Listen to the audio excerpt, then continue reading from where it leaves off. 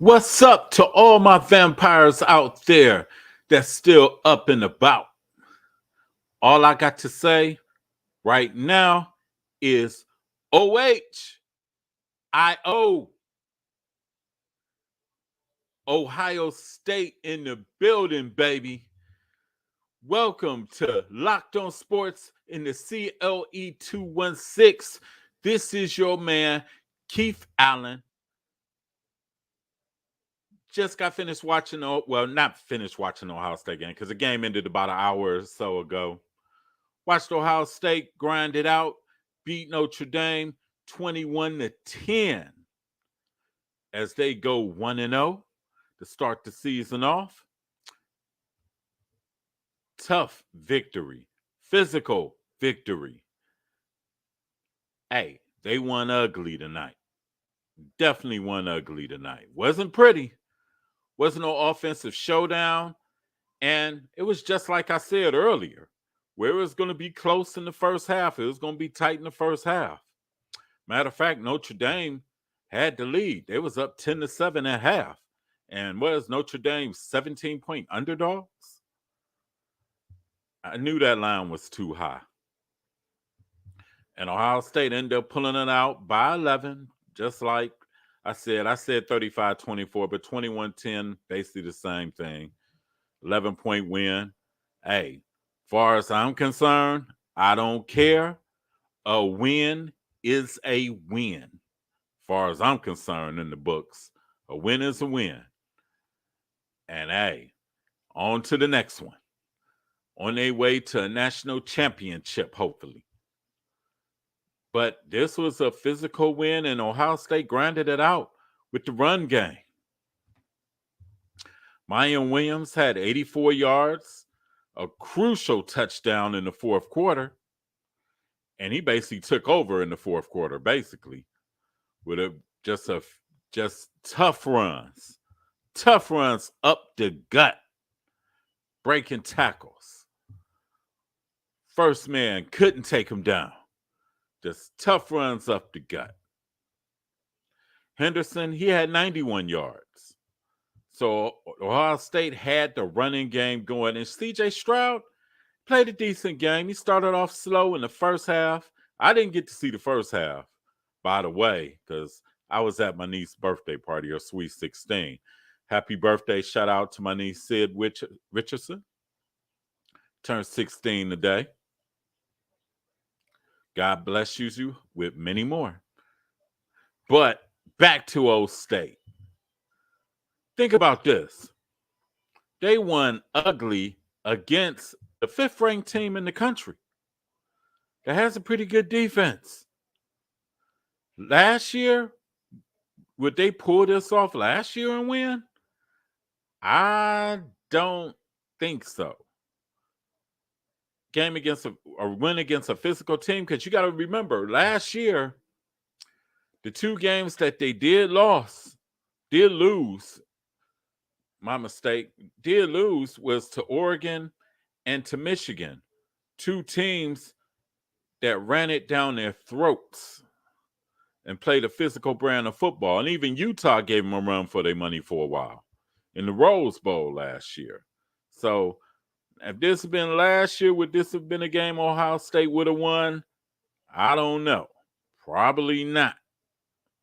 Or it would have been a lot closer than it was. But tonight, well, last night, basically now, since it's in the morning now, it's Sunday morning now, Ohio State pulled it off with a physical brand of football. They took it back to the Trestle days, where they was just running up the gut. And Notre Dame couldn't stop it in the fourth quarter. Up the gut. Anyway, a win is a win. I'll take it. Ohio State is 1-0. And I think next week they play somebody. Arkansas State or somebody like that. Somebody next week. But, hey, a win is definitely a win. Now, what do y'all think about Ohio State's national title chances. And do they stay at number 2? Because you got to remember, all the other teams that was like in the top 10 that played today all had pushovers today, basically. Alabama, Georgia took it to Oregon, and Oregon was ranked number 11. They took it to them, beat them 49-3. Sent them back cross country with their pants down. Gave them a wedgie. Michigan ran all over Colorado State. So, I mean, Utah got upset today by Florida. And that was a close game. And Miami, the U, they ran roughshod over Bethune-Cookman. But, I mean, a lot of the top teams today really had the instant wins, basically, this time. The instant wins in the first week of the season. Ohio State went against the number 5 team in the country. So, everybody, don't panic. A win is a win. All you got to do is win.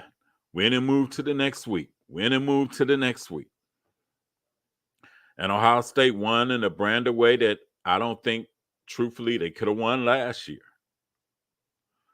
Because last year, this team wasn't as physical. The thing I'm impressed with Ohio State is the defense played very well.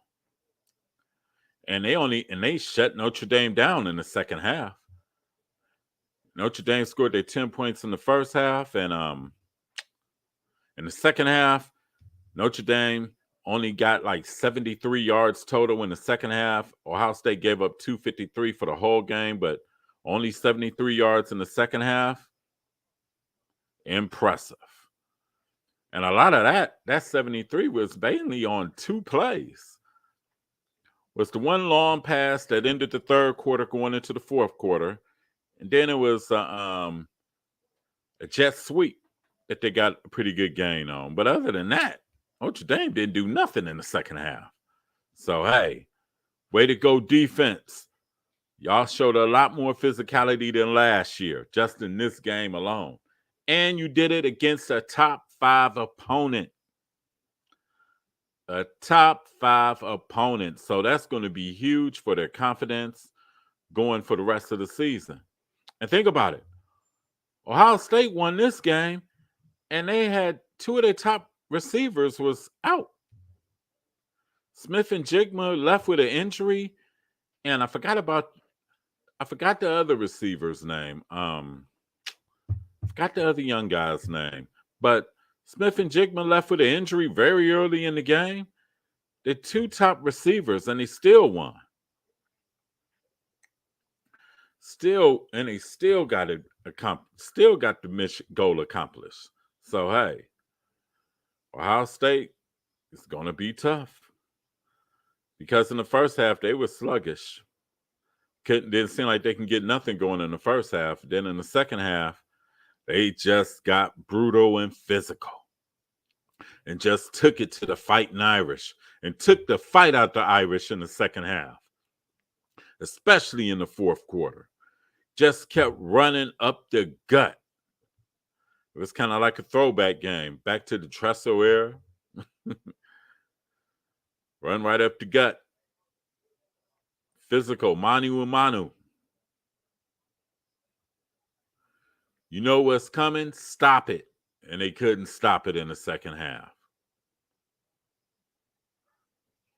They couldn't stop it in the second half.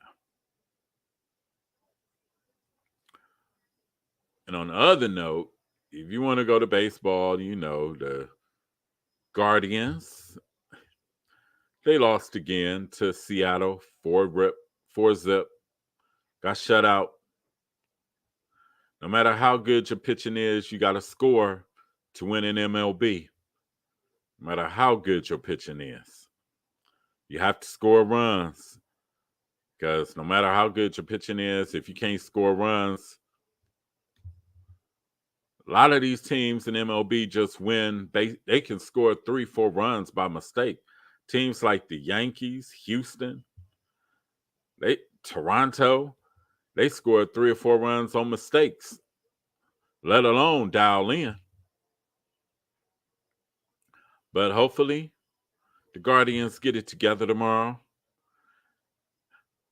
for game 3 of the series. Hopefully they don't get swept. Because, matter of fact, they have lost, let's see, 4 of their last 5. 4 of their last 5. Well, 4 of their last 5. Matter of fact, they had a bad stretch in Seattle last weekend. Then they lost 2 out of 3 to the Orioles. But right now, they can't score no runs. They've only scored 1 run in the last 4 games. And you can't get it done that way. Most definitely you can't get it done that way. So hopefully the Guardians get some offense tomorrow, because right now the offense is on life support. So hopefully they turn things around. But, hey, I just wanted to come on, have a little bit of your time. All I got to say right now is OHIO. Ohio State in the building, baby. Buckeyes 1-0, ranked number 2. And they beat a top 5 team. Nobody else played a top team except for Georgia. And Georgia ran roughshod over Oregon. Oregon didn't look like they was a top 20 team or a top 25 team or a top 35 team. They had a very long day in Georgia, and they had to go back cross country. Whew. That's tough to think about. Tough to think about. Anyway, I ain't about to hold y'all. I'm about to get off of here, and I'm about to watch Power Raising Canaan and then go to sleep. But for you all, be safe. Have fun this holiday weekend. Oh, also, forgot one thing I forgot to do earlier today. Shout out to the Glenville Tarbletters and Coach Ted Ginn. As they went into Avon, came out with a victory, 27-21 Friday night. Tarbletters are 3-0. And all I'm going to say is watch out. This could be their year. And if it happens in December, remember, I said this back in September. This could be their year that they put it all together and go downstate and win it all. But anyway, shout out to all my fellas in the Hood Point, G-Host, Sean C., E-Rumble. Shout out to my Triad Committee fam, Nasty Neil, Romeo Rodriguez. Shout out to everybody else that's doing podcasts, doing radio shows in the area and making waves. Shout out to all y'all. Y'all deserve y'all flowers. For real, for real. And that's on some real stuff. But anyway, I'm about to be out. Have a good night. Be safe. Have fun this weekend. And be responsible. Don't drink and drive. Anyway, I'm out. Peace.